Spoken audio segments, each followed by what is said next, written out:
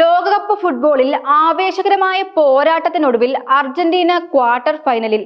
ഈജിപ്തിനെ 2-3 ഗോളുകൾക്ക് തോൽപ്പിച്ചാണ് നിലവിലെ ലോക ചാമ്പ്യന്മാർ അവസാന 8-ൽ ഇടം നേടിയത്. മത്സരത്തിന്റെ ഭൂരിഭാഗം സമയവും പിന്നിലായിരുന്ന അർജന്റീന അവസാന മിനിറ്റുകളിൽ നടത്തിയ തകർപ്പൻ തിരിച്ചുവരവിലൂടെയാണ് വിജയം സ്വന്തമാക്കിയത്. 79-ാം മിനിറ്റ് വരെ 2 ഗോളുകൾക്ക് പിന്നിലായിരുന്ന മെസ്സിപ്പട 3 ഗോളുകൾ തിരിച്ചടിച്ചാണ് ജയം പിടിച്ചെടുത്തത്. ആദ്യ വിസിൽ മുതൽ ആക്രമണ ഫുട്ബോളുമായി ഇരു ടീമുകളും കളത്തിലിറങ്ങി.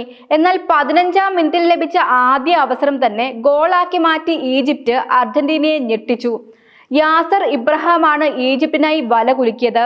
ഗോൾ വഴങ്ങിയതോടെ ഉണർന്ന അർജന്റീന നിരന്തരം ഈജിപ്ത് ഗോൾ മുഖത്ത് സമ്മർദ്ദം ചെലുത്തി.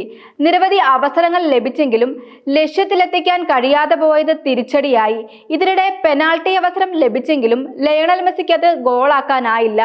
രണ്ടാം പകുതിയിൽ വീണ്ടും ഈജിപ്തിന്റെ ആക്രമണം അർജന്റീനയെ പ്രതിസന്ധിയിലാക്കി. എന്നാൽ അവസാന ഘട്ടത്തിൽ ലോക ചാമ്പ്യന്മാരുടെ യഥാർത്ഥ പോരാട്ടവീര്യം പുറത്തു വന്നു. 79-ാം മിനിറ്റിൽ അർജന്റീനയുടെ തിരിച്ചുവരവിന് തുടക്കമായി. ബോക്സിന് പുറത്തുനിന്നും മെസ്സി നൽകിയ കൃത്യമായ ക്രോസിൽ ക്രിസ്റ്റ്യൻ റൊമേരോ ഹെഡ് ചെയ്ത് പന്ത് വലക്കെത്തിച്ചു.